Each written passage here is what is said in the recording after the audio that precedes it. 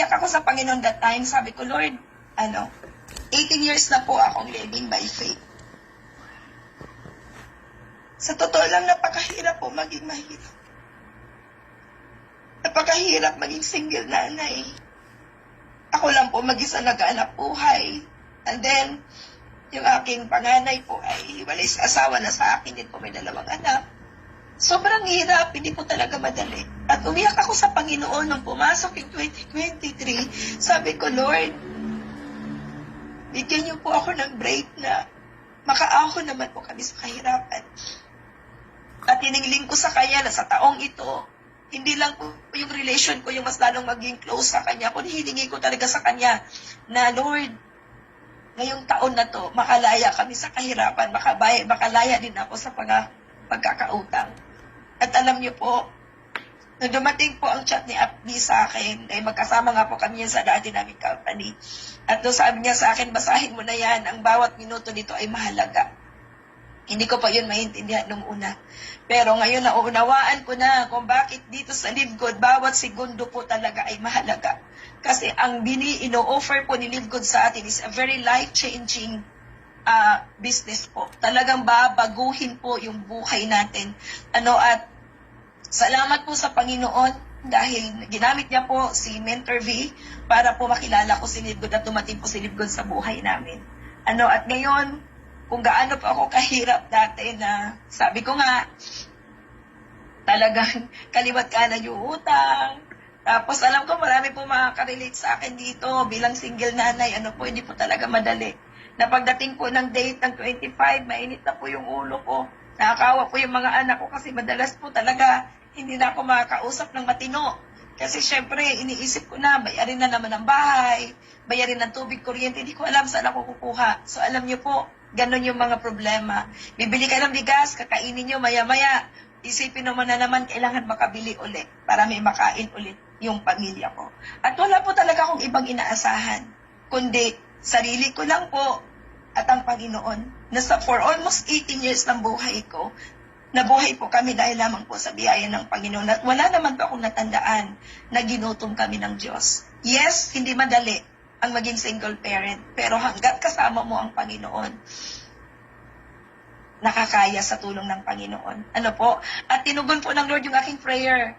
Nung iniling ko po sa Panginoon, hindi ko po akalain nung February 15 this year, dating po si Livgod sa amin.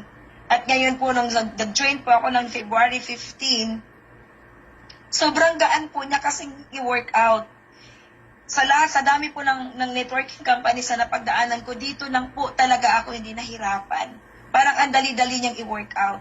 At alam niyo po, ang tanging sekreto lang po na maititip ko po sa inyo, kasi hindi pa ako pwedeng maging mahaba, di alam ko pag-antok na rin po yung iba.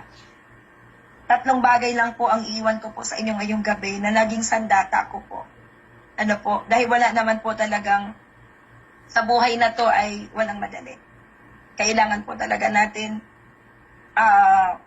magbanat ng buto. Dahil sabi ko nga kasama na po yan kasi nang sasumpa sa atin ng Lord nung magkasala ang ating nunulong si Adan tsaka si Eva, di ba na kailangan natin magbanat ng buto.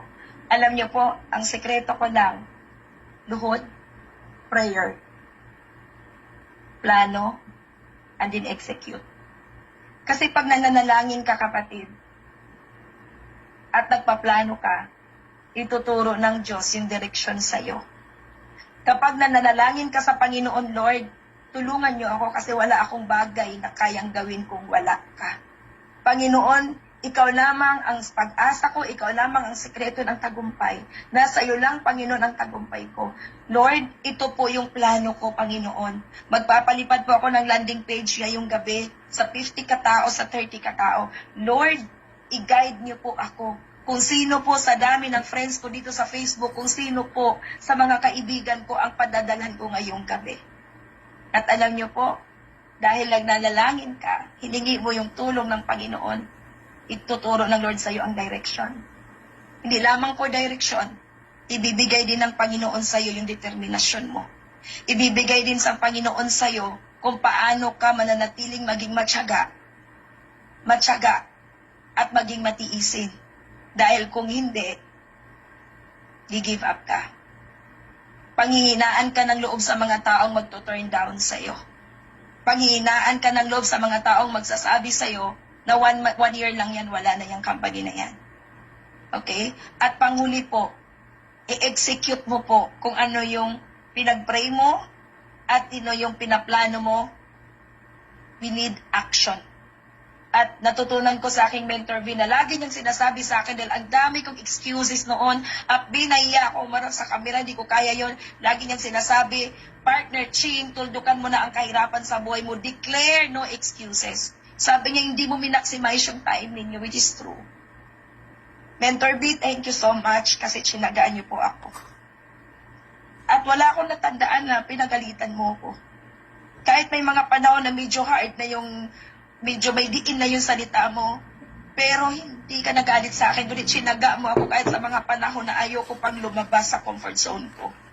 Mas nauunahan pa ako doon sa iya ko. Maraming salamat sa iyo, salamat sa Panginoon na ginamit niya po yung buhay ninyo para nasa lifted ako ngayon.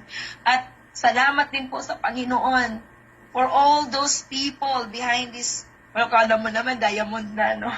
So, thank you din po sa Lord for all those people aside from Mentor B, yung mga down the lines ko po ng Inspire the World team.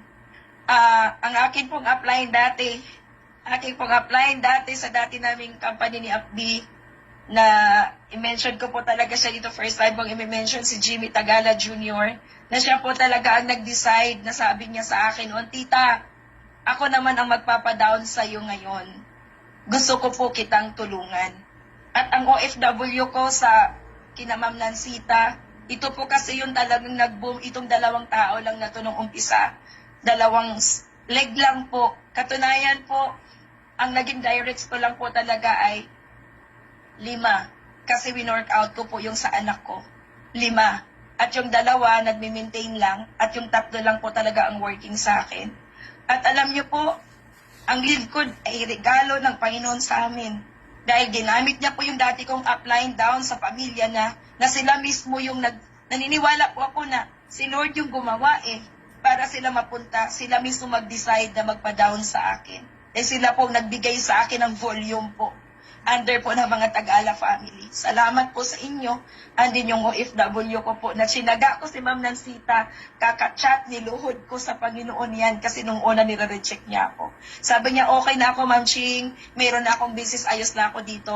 Pero talagang kinulit-kulit ko siya, habang kinukulit ko siya, nananalangin ako, iniiyak ko sa Panginoon, Lord, tulungan niyo po ako i-convince itong taong ito, makita niya, Panginoon, kung gaano po kaganda ang opportunity ni Liftfoot. At alam niyo po, pinasahan ko siya ng mga video at isang araw, bigla po siyang, siguro napanood niya, bigla siyang nag-message sa akin na kinausap na rin daw niya yung mga down the line niya na magli-live code na po sila. At after po noong nag-build na po yung 3 ko, nag-focus na po ako doon, under doon sa pangalan